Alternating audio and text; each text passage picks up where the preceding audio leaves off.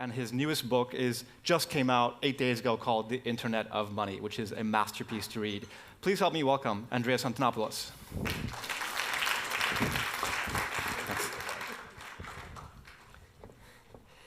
Good morning, everyone. Let's start with a quick poll here. How many of you have used a digital currency like Bitcoin at least once? And how many of you own Bitcoin at this moment, or any other digital currency? OK. We can fix that. If you like, later on today, come find me. I would be delighted to demonstrate to you how to set up a Bitcoin wallet on your smartphone. And I will give you your first fraction of a Bitcoin, not a whole Bitcoin, and show you how a transaction works. Because Bitcoin and the digital currency revolution it has started is best demonstrated and experienced than explained. It's actually very difficult to explain Bitcoin. I've spent the last 5 years learning how to explain Bitcoin. That is my full-time job. Unfortunately, the developers keep making new stuff, which I then have to explain all over again. So, for a moment, forget everything you think you know about Bitcoin. Forget everything you've heard about blockchain, and let's start from basics. In 2011, I heard about Bitcoin for the first time.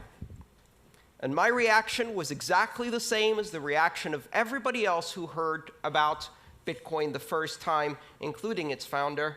And that reaction was, ha, nerd money. That's probably just for gambling. 6 months later, I heard about Bitcoin again. And this time, I read the white paper that launched this system. And my background in computer science and distributed systems allowed me to see behind the illusion of what I thought Bitcoin was, and it blew my mind. In my life, I have now had 6 occasions in which I have become absolutely obsessed with a system of technology to the point of forgetting to eat, forgetting to sleep, and consuming as much knowledge as I possibly can. My first computer, when I was 10 years old, my first programming language experience, my first modem, my first access to the web, the first time I used the web browser, the first time I downloaded and installed the Linux operating system, and then Bitcoin. When I discovered it, I spent 4 months consuming as much as I could, except food. I lost 26 pounds on the highly inadvisable diet of obsession. I have not emerged from that because I keep finding new layers of depth to understand this. And the reason it's so fascinating is because it isn't what it appears to be at first glance. Bitcoin isn't money. The blockchain isn't a system of currency. It is a platform of trust. It's not a company. It's not a product. It's not a service you sign up for. It's not a currency.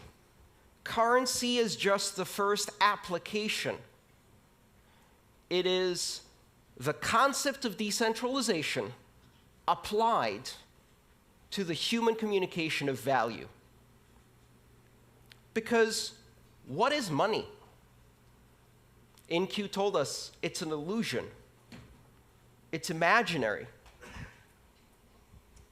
And the reason we don't grasp that is because it's so deeply embedded in our civilization. Money is one of the oldest technologies that humanity has. It precedes writing. How do we know that? The very first samples of writing we have are spreadsheets. They are tallies and ledgers of debts owed, and money pre-existed that writing. You might even speculate that money had an oral tradition until it needed to invent a written tradition, so writing was created for it. In the history of money that now spans tens of thousands of years, there have been maybe 5 major changes.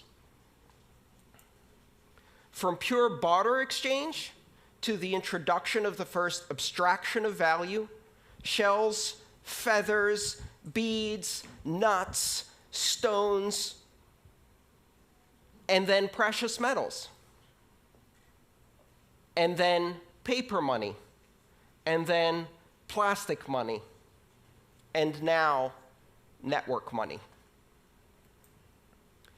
Bitcoin introduces a platform on which you can run currency as an application on a network without any central points of control, a system completely decentralized like the internet itself.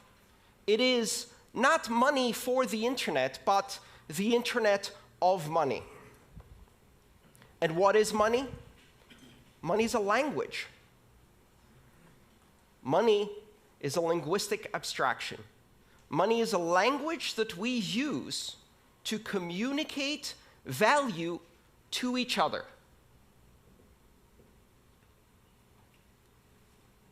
Money simply allows us to express value, and that value may have economic consequences, but it also has other consequences.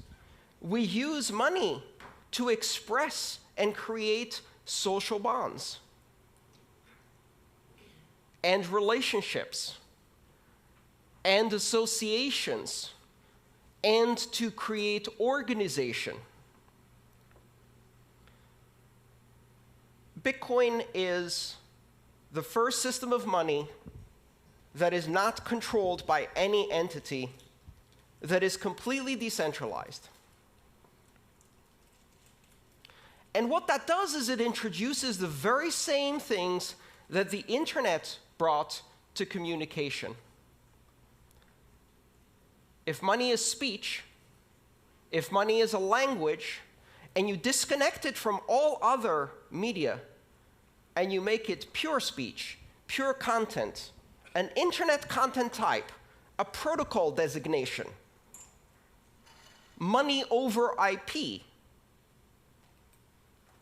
it completely separates it from all of these previous notions of nations, sovereign issuers, institutions that control.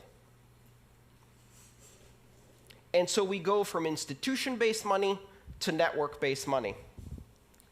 And of course, everyone will welcome this with open arms. Not a chance. What do you think they said the first time someone was presented with a gold depository certificate instead of a gold coin? They said, "That's not money. Go away." What do you think happened in 1950 the first time someone showed up at a motel and presented their Diners Club membership card and said, "I'll pay with this piece of paper"? That's not money. Go away. And now we're on the verge of a new transformation of money. We're on the verge of creating the first completely global, completely borderless, completely decentralized, and completely open form of money. One where you can build applications because this money is programmable. And you don't need to ask anyone's permission to launch an application any more than you need to ask permission to launch an application on the internet. And the only requirement to have a successful application on the internet of money is 2 interested participants. That is your market segment, and you have an application. and 1 million applications will flourish. When you push innovation to the edges of the network, when you remove the requirement for permission, what happens? Exponential explosion in innovation. The applications that could not be built on the old systems of money because they required permission, because they required a significantly large market segment, because they required adoption by many in order to be available at all. Now, none of those requirements exist. Anyone in the world can download an application or use even a feature phone with text messaging and immediately acquire the same powers that institutions of banking have today. And when I say anyone, that's only scratching the surface. Because, ironically enough, not only does Bitcoin and blockchain currency not recognize borders, it also does not recognize people. It doesn't matter if you're a person, or a refrigerator, or a self-driving car. Throughout the history of money, ownership of currency required personhood, either as an individual or as an association of individuals in a corporation. Bitcoin can be owned by machines. Bitcoin can be owned by software agents. Machines can pay each other. And that is not just about economic activity. It's the basis for market-based security systems. It's the basis for creating bonds of authentication between devices. It's the basis of new applications that have never been done before. Bitcoin and blockchain technology unifies the systems of money. Today, we have systems of money for small payments, systems of money for large payments. We have systems of money for payments between individuals. We have systems of money for payments between companies. We have systems of money for payments between governments. Does that remind you of something? That's how communication used to be before the internet. We had systems of communication for pictures, systems of communication for letters, systems of communication for short distance and long distance, and the internet came and unified all of those. What the Internet of Money does is it creates a single network which can do a microtransaction to a gigatransaction in seconds, anywhere in the world, for any participant without permission. But if you just look at the application of money, you're missing the point. Because you can take the language, the building blocks of this platform, and use them to construct other languages that communicate value. Tokens, reward points, brand loyalty coins. Today, there are over 1,000 digital currencies using the design pattern, the recipe of Bitcoin. Most of them are junk. Some of them are not. And over the next decade, we are going to see tens of thousands and then hundreds of thousands of coins. Some will have economic use. Some will simply be expressions of loyalty, affiliation. They will represent items in the physical world, the title for a house, the controlling key for a car that can be transferred from one owner to another, and 5 seconds later, that owner can step into the car and drive away because the car can validate the new standard of ownership. We cannot yet imagine what applications we're going to build around this. But one of the interesting things we're beginning to observe is that money arises out of the social construct of Homo sapiens spontaneously. It even arises in primates. You can teach monkeys money. You can teach dolphins money. You can teach greys, parrots, money. And they will learn how to exchange abstract tokens for food and then use them to build social relationships. They'll also invent strong-arm robbery. Beat up the other monkey, take away its pebbles, eat the bananas. And we see that same thing happen in children. Toddlers invent money in kindergarten. Blocks and rubber bands and Pokemon cards and other little tokens, abstractions of value that they exchange to strengthen social bonds, to express loyalty and friendship, to learn about sharing. Children will be building currencies. Only this time, these currencies will be global, unforgeable, and scalable on day one. A few years from now, Maria will be launching Maria Coin in her kindergarten to compete against Joey Coin. And it won't really matter to anyone. Until, of course, Justin Bieber launches Justin Bieber Coin, and it happens to surpass the market capitalization of 30 nations on this planet. And we are all writing horrified opinion editorials about how the world is going to hell.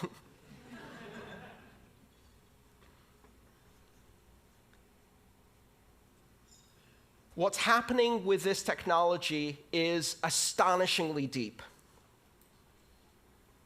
And for certainly some of the companies in this room, it's a bit scary. Banking has never been the most innovative sector in the world because there is a very careful balance between innovation and the conservative fiduciary duty that exists in banking, that must exist when you control other people's money. And yet with Bitcoin, you don't control other people's money. In Bitcoin, I control my money. I have complete and total authority over my Bitcoin. It cannot be seized, it cannot be frozen, it cannot be censored, my transactions cannot be intercepted, and they cannot be stopped.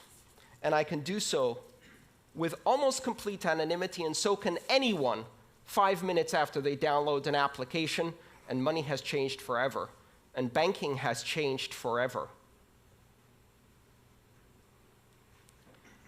The idea that you can proceed in the industry of money, in the industries of commerce, and maintain the same conservative attitude that has existed now for centuries, ever since merchants in Venice and Amsterdam started issuing depository certificates and providing banking services. That is gone. That is gone. You cannot operate closed systems that have borders and require permission to join at a rate of innovation that is controlled by the most conservative tendencies within your organization, because now you are competing with a technology that enables exponential growth, exponential innovation at the edges without permission by anyone in the world.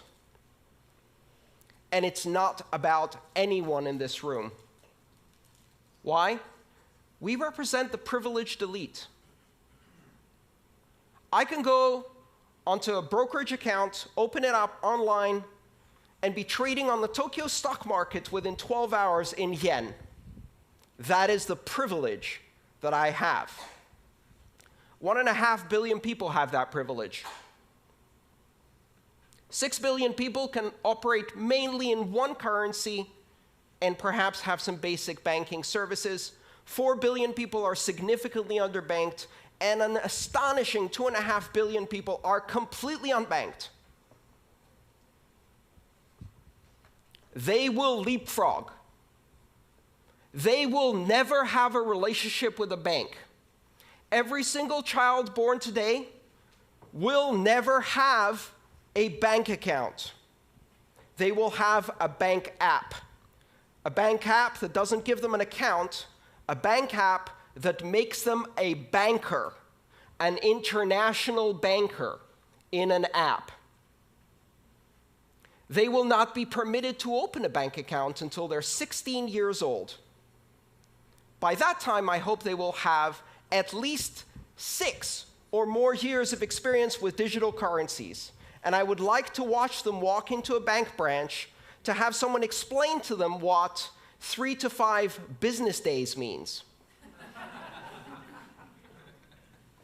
It is highly likely that children born today will never get a driving license because they'll have self-driving cars, but they will also never use paper money. Because by the time they get to an age where they really start using money, there is no paper money. It will seem as anachronistic as a fax machine or horse and buggy seems to us. Exponential innovation on a global basis, giving access to the other 6 billion. They have enormous need, and this system offers them a solution. It's not ready yet. It's nascent. It's complex. It's impossible to use for most people. In 1989, I sent my first email. In order to do so, I had to compile a version of the Unix mail program using a C compiler and Unix command line skills. I had to set it up on the command line, type out my email, and that email was transmitted across the great internet in an astonishing 3 days. Exactly 20 years later, my mother replicated that experience with a swipe. Bitcoin today and all of the currencies that are built on that recipe are just at the same level that the internet was in 1991. Only now we have the internet. And so the rate of exponential growth has already started. The innovation is growing at an astonishing rate. I spend every single day full-time trying to keep up with Bitcoin. Just one currency, and it's almost impossible. Do not underestimate this. Do not listen to the people who tell you that Bitcoin is just for pornographers, terrorists, drug dealers, and gamblers.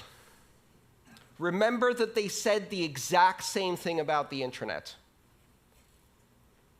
And when you give it to 2 or 3 billion people, they're not interested in those things. They're interested in sharing cat videos. And now we have an internet of 1 billion cat videos. When you take digital currency mainstream and give it to the 4 billion people who have been isolated from international finance and commerce, and you give them the opportunity to control their money against despotic governments and corrupt banks that are stealing from them, you give them the opportunity to control their future. You give them the opportunity to transact with everyone in the world, to own title on their own property in a fully transferable digital token that is recognized everywhere. Control over finance that cannot be seized, frozen, or censored.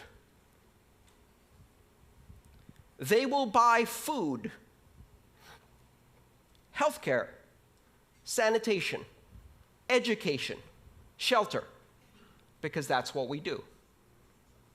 And they will not be denied this technology. Do not underestimate where this is going. The Internet of Money was launched on January 3rd, 2009. It's coming. It's coming faster than you can imagine. It's deeper than you can fathom. It's more sophisticated than you can immediately understand. It takes years of study just to see all of the implications. And it is a gift to the entire world, a technology that represents the 6th greatest innovation in the technology of money, the most ancient technology of our civilization. Thank you.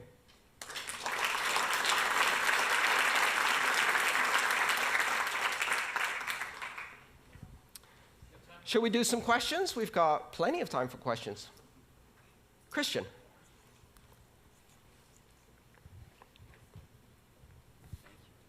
What determines the buying power of the currency? How does it stabilize and what's required to stabilize it? So if I would buy some Bitcoins, who can manipulate the value of that? Everyone. The buying power of Bitcoin is determined in exactly the same way that the buying power of the euro, the British sterling, the Japanese yen, or the US dollar is determined through market forces of supply and demand in international liquid markets that operate around the clock. One of the fundamental differences is that Bitcoin trading never ceases. Has been going continuously for 7 years. The network never stops. Every 10 minutes, Bitcoin's heart beats, and transactions are processed. The exchanges never close. There is no closing price for Bitcoin. It is a rolling average. And in that trading, a market capitalization of approximately $12 billion is now traded internationally. What is $12 billion for a global currency? It's a guppy swimming in shark-infested waters. And every trader, every whale goes in there and just kicks that price around. So right now, the experience of living on Bitcoin, which I have been doing full-time for more than 3 years, is a roller coaster. It's an absolute roller coaster. I've seen shifts of 20 or 30% in a day. And yet, if you look at the long-term trend, volume goes up, transactions go up, and volatility keeps dropping. And the beauty of it is, I can't sell that to an American. I can't sell that to a Brit. I don't need to sell it to an Argentinian. I don't need to sell it to a Brazilian. I don't need to sell it to a Venezuelan. I went to a conference and an Argentinian told me, I'm not worried about volatility. Our currency has volatility like this. Bitcoin has volatility like this. I'd rather be going in that direction. And you don't need to tell them why. Their government threw people out of airplanes not more than 35 years ago for disagreeing. They already know why the separation of state and money is a good idea. And so volatility is relative.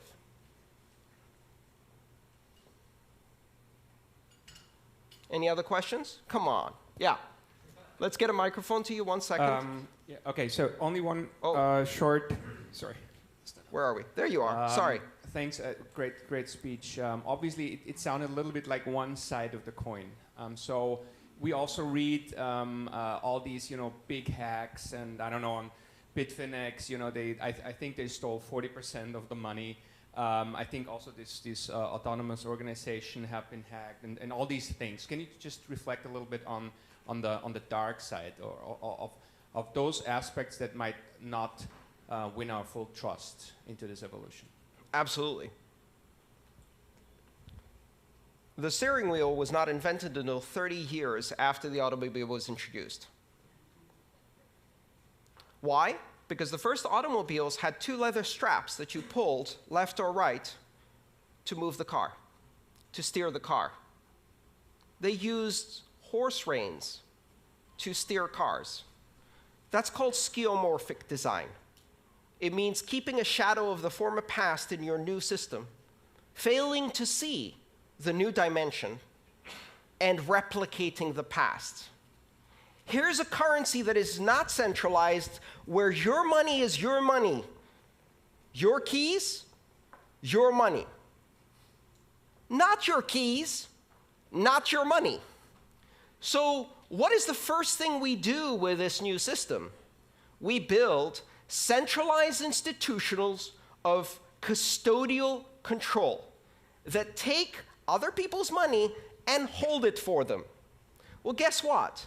The entire history of banking, the entire system of regulation and oversight is based on the simple, centuries-old understanding that when somebody else holds your money, chances are they're going to run away with it. And the entire system of regulation is designed to prevent that, and yet it still happens all the time. in hedge funds, in banks, in national currencies all the time. And so, of course, if you replicate custodial accounts, exchanges that take other people's Bitcoin and concentrate it, it happens again.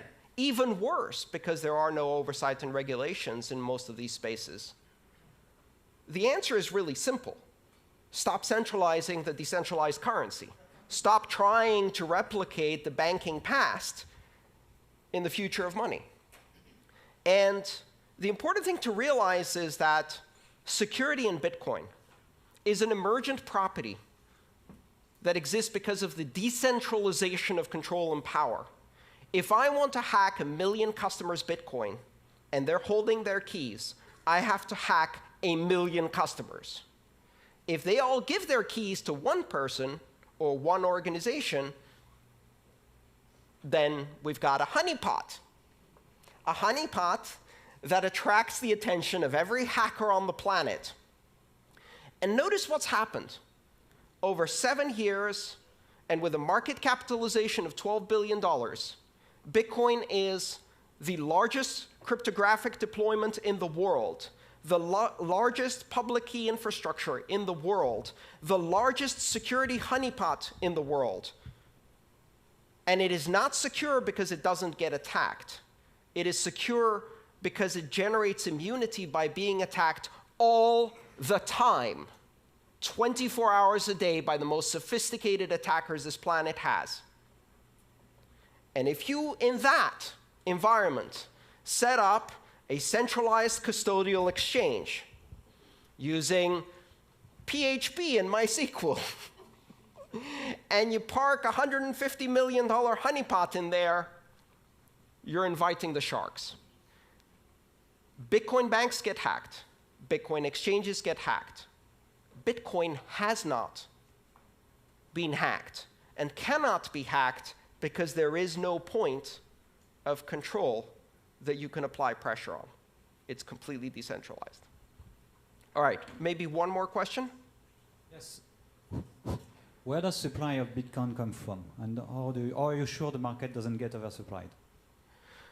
The supply of Bitcoin is determined algorithmically based on a geometrically declining supply function, meaning that in the beginning, every 10 minutes, 50 new Bitcoin are created. So every block, the heartbeat, 10 minutes, created 50 new Bitcoin.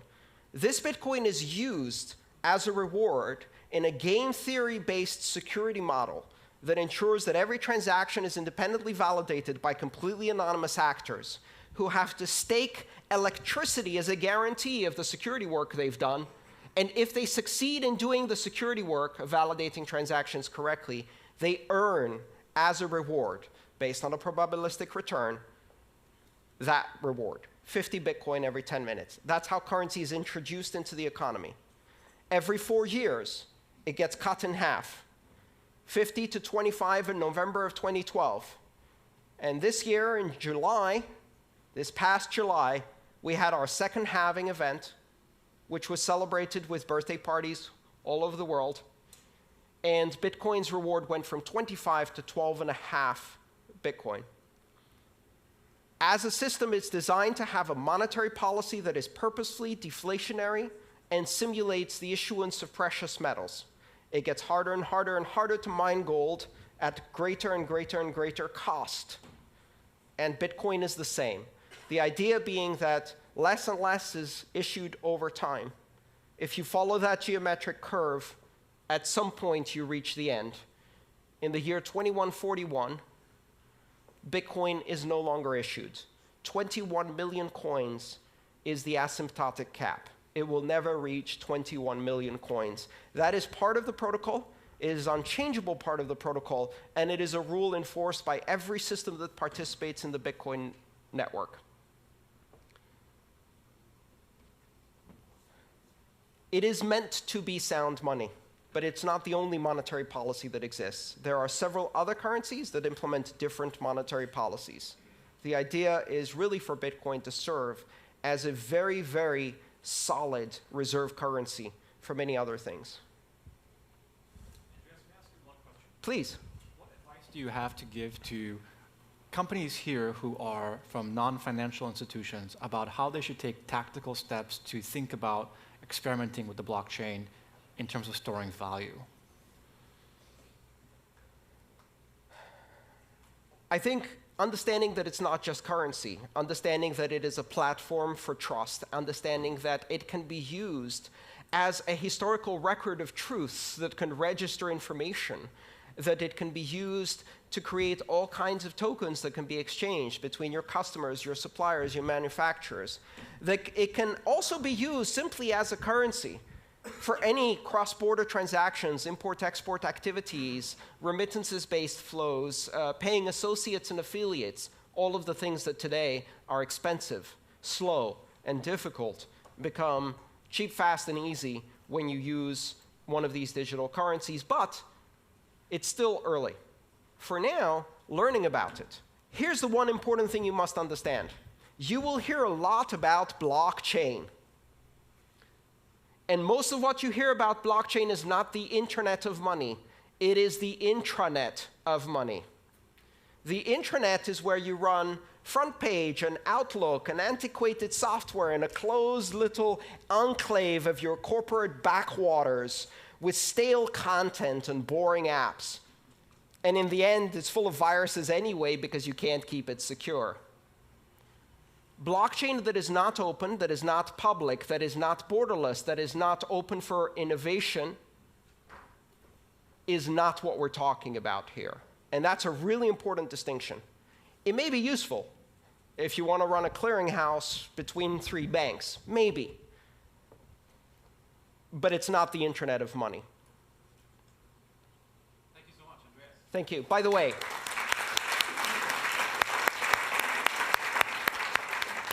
everybody who asked a question gets a free copy of my book. Come and see me in the back there. Thank you so much. Thank you.